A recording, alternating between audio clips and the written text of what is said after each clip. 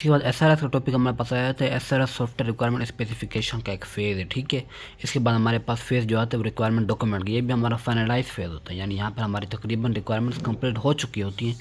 बस इसको जब पेज में लिखेंगे वो रिक्वायरमेंट डॉक्यूमेंट बन जाएगा, यानी हमारी रिक्वायरमेंट इंजीनियरिंग रिक्वायरमेंट यानी गैदरिंग वगैरह इंजीनियरिंग की पूरी जो फेज़ है ना, एक पूरा फेज़ वो कवर हो जाएगा। अब सॉफ्टवेयर रिक्वायरमेंट स्पेसिफिकेशन एसआरएस, यहाँ पर ये नॉर्मली बताया गया कि कैप्चर क्या करता है, डिस्क्रिप्शन, ओवरऑल डिस्क्रिप्शन, जो हमने मेहनत किए हैं, जो भी कॉन्फ्लिक्ट रिजॉल्व किए हैं, जो मीटिंग्स किए, इंटरव्यूज़ किए, सबका सोल्यूशन इस डॉक्यूमेंट में होता है। इस डॉक्यूमेंट के लिए ही हम सब कुछ करते हैं। और डॉक्यूमेंट की 4 प्रॉपर्टीज़ होती हैं। एक तो करेक्ट हो, यानी इसमें जो भी इंफॉर्मेशन हो ए टू जेड करेक्ट हो, और कंप्लीट हो, यानी इसमें कोई चीज़ यानी कि किसी 1% भी किसी मसले मसाइल की ज़रूरत ना हो उसमें, यानी कि उसकी यानी कि चांस ही ना हो, बिल्कुल परफेक्ट क्लियर हो, हर बंदा इसको समझ सके। मॉडिफाइबल एंड वेरीफाइबल हो। वेरीफाइबल यानी कि हर आपको यानी कि जो आपको फीचर वगैरह हर नज़र आ रहा है वो आराम से वेरीफाई हो सके, उसके लिए कहीं आपको पीछे जाने की, कहीं रिक्वायरमेंट में देखने की, अगर भाई सर मारने की ज़रूरत ना हो, यानी कि बिल्कुल क्लियर हो, बिल्कुल परफेक्ट हो, ठीक है। यहाँ पर हमारे पास ये है कि ये आ जाता है एसआरएस डॉक्यूमेंट।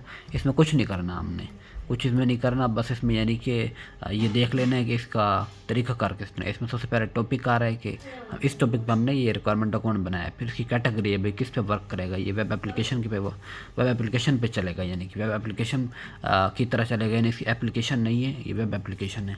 और इसका पर्पज़ क्या है, इसका पर्पज़ ये बताया गया है कि इसका क्या पर्पज़ है। ये तरीक़ाकार है कि बच्चों को फैसिलिटेट करने के लिए बनाया गया है। और इसका स्कोप क्या बताया गया, पर्पज़ और स्कोप में कुछ ना कुछ फ़र्क है। पर्पज़ में मेन चीज़ बताई गई है इसकी, और स्कोप में पूरा का पूरा तरीक़ाकार इसका बताया गया। फिर इसमें नीचे इंट्रोडक्शन एक मेन हेडिंग है, फिर उसकी सब हेडिंग है। एग्जिस्टिंग सिस्टम बताया गया है कि पिछला सिस्टम जो था उसमें क्या फॉल्ट था हमारे पास।